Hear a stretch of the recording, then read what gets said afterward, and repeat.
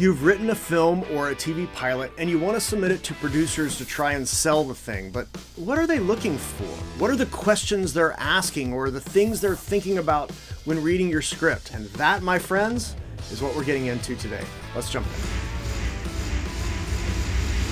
You've poured your heart and soul into your script, along probably with some sweat and blood and tears, and you think it's ready. Okay, someone is finally going to recognize you for the genius you are. Well, sorry to burst your bubble there, Skippy, but no one cares about your genius. Now, don't get me wrong here. Every producer I've met and interacted with, they're all great people, and I enjoy being around them. Yes, there are a few trolls in Hollywood. That's totally true. Fortunately, I've not had the pleasure of interacting with them, so I'm thankful for that. But most producers are great. However, as a writer, you have to understand one very clear fact. You are a commodity to Hollywood. In fact, Hollywood works on this premise. Whoever is the hottest star at the moment, okay, they're going to get the job. Whoever just directed the latest hit is the director to hire. And whoever wrote the latest hit is the writer to hire. You are a commodity in the Hollywood machine. Yes, the people that make up the machine are generally great people, but there is still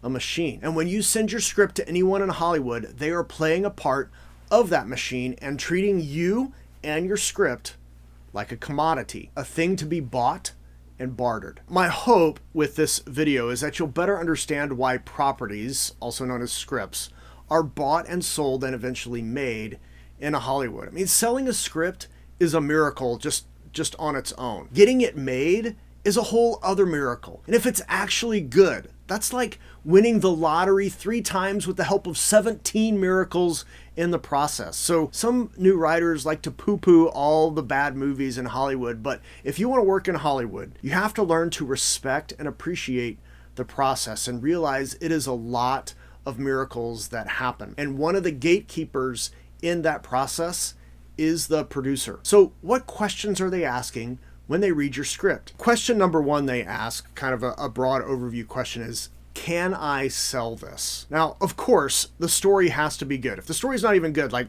you're done. The script's got to be great. The storytelling and the voice have to feel fresh. And most writers think that if they achieve just this element, like, I just got to have a great script, a good story, fresh voice, I'm good, then I'm in. Well, that's just not how it works. It's not. It's an important hurdle to clear, to be sure, but it's just the first of several hurdles. I mean, your script may be great and clicking on all cylinders, but that doesn't guarantee success. Here are other questions the producer is asking of the script. They all kind of fall under this umbrella of, can I sell this? One might be, does this film interest me? Right? Do I care about the topic and the characters? But your story might be entertaining, okay? But if the producer doesn't want to hang out with the characters, if those characters just came to real life and you know, like, oh, they're hanging out there and the producer's like, oh, I want to hang out with them. If they don't want to do that, it's probably a pass. Another thing the producer's going to question is, do I love it? Like, how passionate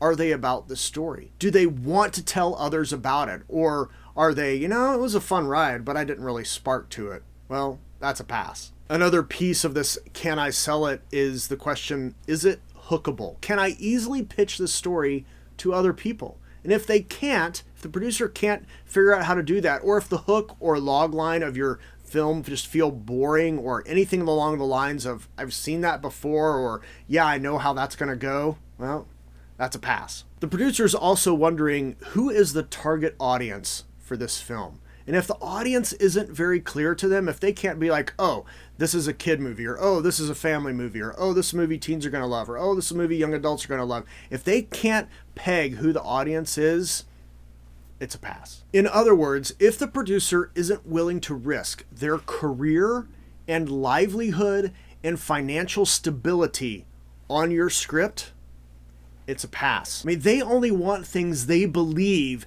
deep down in their core that they can sell.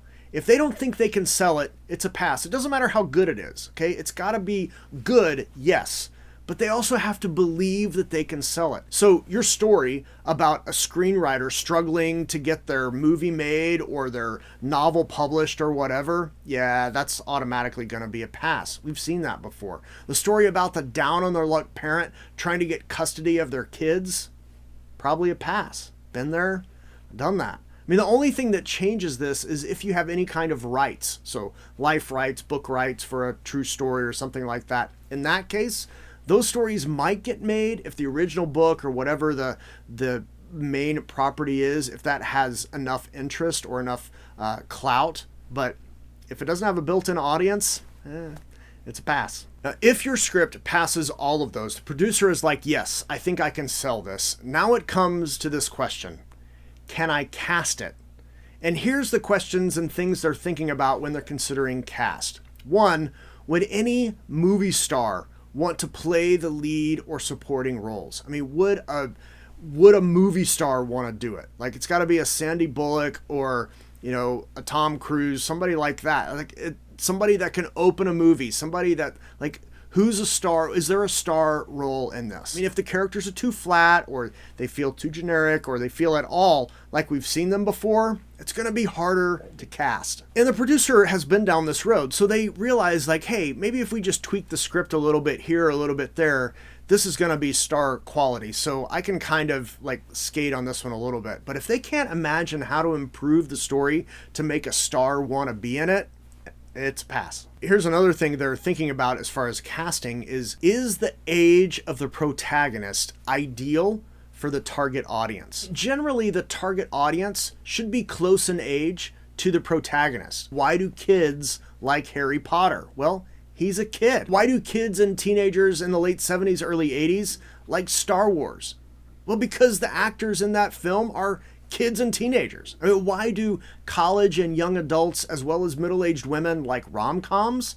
Well, because the cast are young, college-age, young adults, or middle-aged women. So if the protagonist doesn't match the target audience, it's a pass. Wait, Jake, you say. What about awards? Yes, some roles may not be star vehicles, but they might be award vehicles. That might be true, but here's a dirty little secret that every producer knows and that most actors won't admit, but that they also know is true. Actors want one of two things: money or awards, which leads to more money on their next project. If you have more of an independent film, something that's harder to pitch, it's not really hookable, but the characters are interesting and there's a potential award performance to be found, well, you may be fine. But if none of those other things apply and there's no award potential, that's a pass. Okay, so the producer thinks they can sell it and they think they can cast it.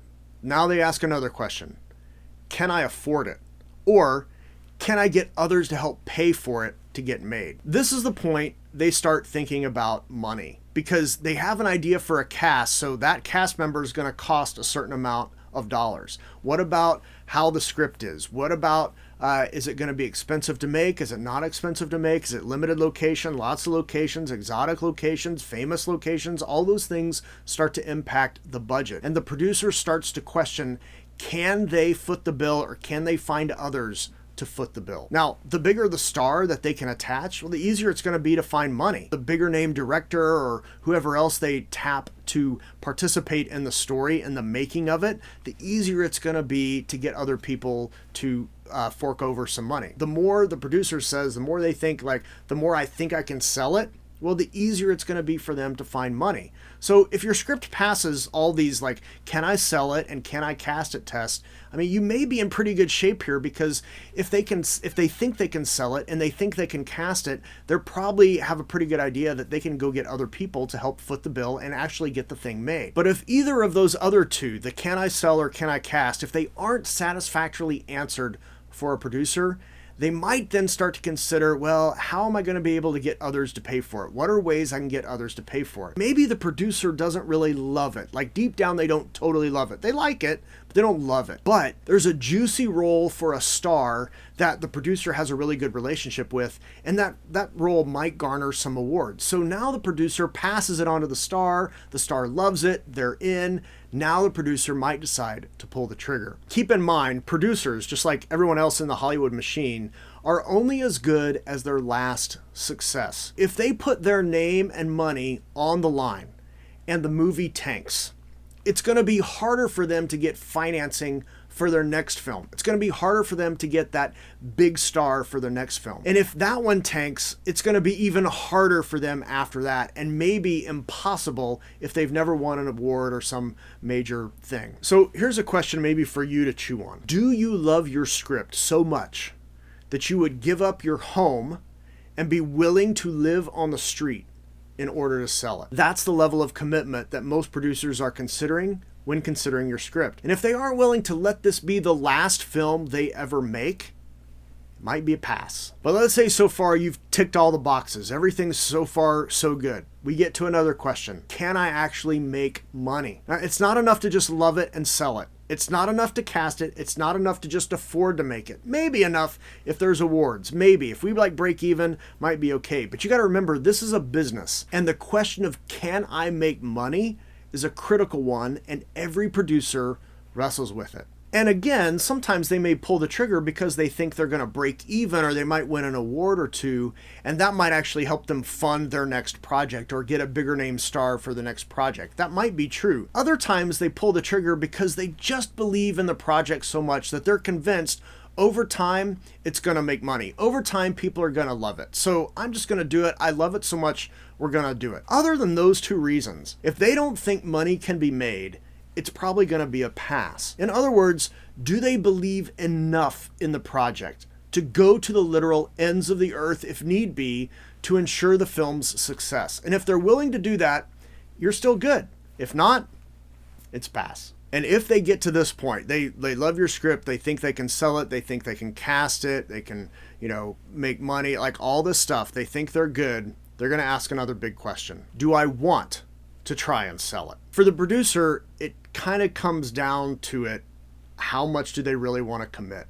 Do they really want to spend the time to try to sell it and make this thing happen? And this is where you, the actual writer, start to come back into play.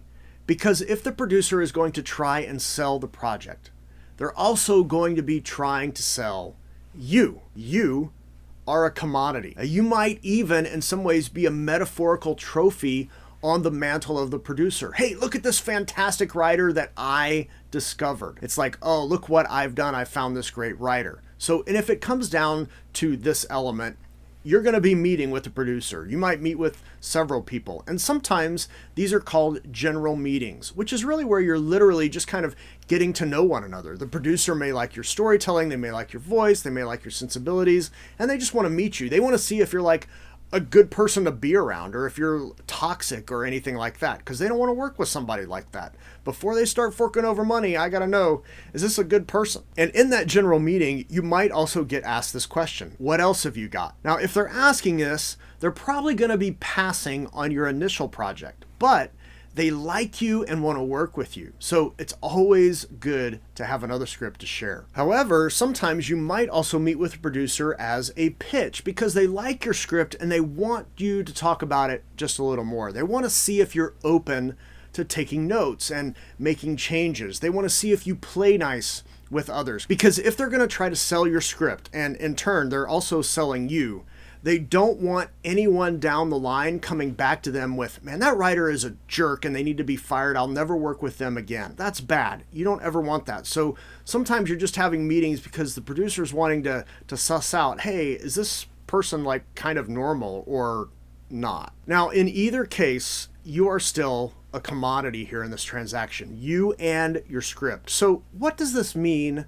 for you, the writer? Before I get into that, if you're finding value, interact in some way. Like, subscribe, comment, all those things. I really do appreciate it. I mean, what's something you weren't aware of that I've already mentioned that a producer is thinking about? Or what are some ways that this information impacts what you write, or how you think you might need to write? So drop those in the comments below. I really do appreciate it. And also, if you have questions or suggestions for future videos, drop those in comments too. I'll answer the questions as time allows. I'll do that. And I love having suggestions. So if there's something that you're wrestling with, drop it in the comments below. It's really helpful. Okay, so what does all of this mean for you? Well, the first thing is you have to understand that it's not just about telling a good story. I mean, yes, you absolutely got to have a solid story.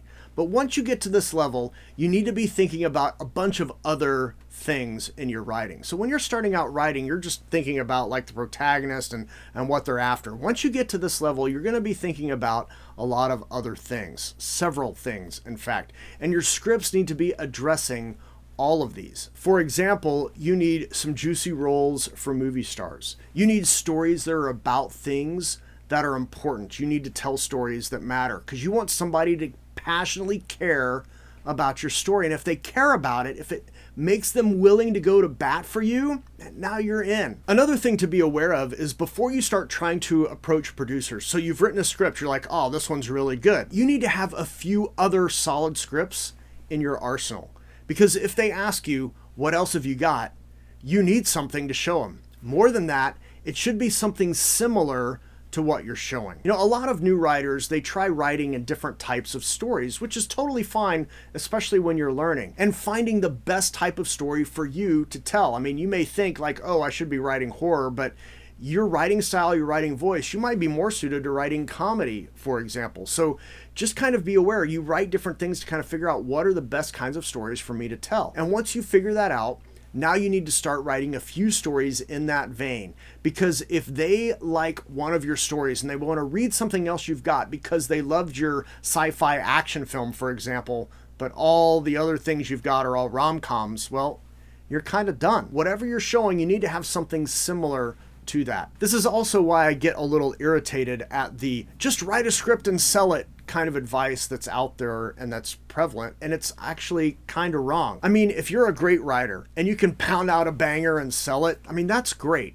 but it's kind of one and done. If you want a career, if you want to do this long term, you need more than one solid script because you want to capitalize on your success when you have that opportunity. Something else this means for you is you can't take rejection personal. One producer may not spark to your idea and they pass, but that doesn't mean the story is bad. It just means it wasn't the right fit for them, or they couldn't imagine which movie star might be the right role for it, or maybe they didn't have the contact, or maybe they couldn't afford it, or a whole host of things that we just kind of went through. There's lots of reasons why a producer may pass on your script that has nothing to do with the script itself. It might just be how they spark to it, or how much they like it. And if you can actually start to view your scripts as properties and commodities, it makes it easier for you to make changes, to address notes, and to in some ways sell out. I mean, you're not really selling out, you're still you, but that story is a commodity. You are in some ways a commodity. And what's the best thing you can do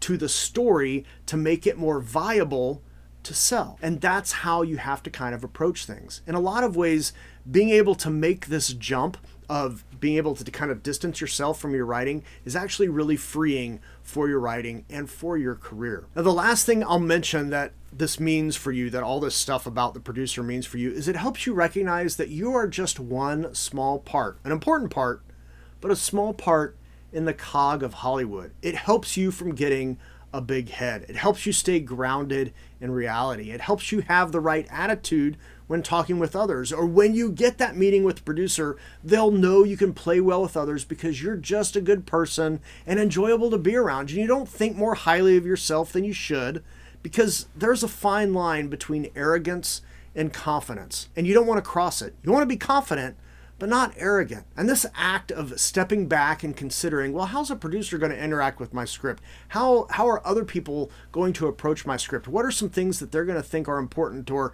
should I change this or not change this? You don't take it personally. That helps you be the person you need to be so that you can find success. Hopefully this has been helpful to you. If it has, please be sure to like, subscribe, bell, all that stuff. I really do appreciate it. Again, there's some links below. Be sure to check those out. Some of those might be helpful to you. And when you go to tell a story that matters. See you later.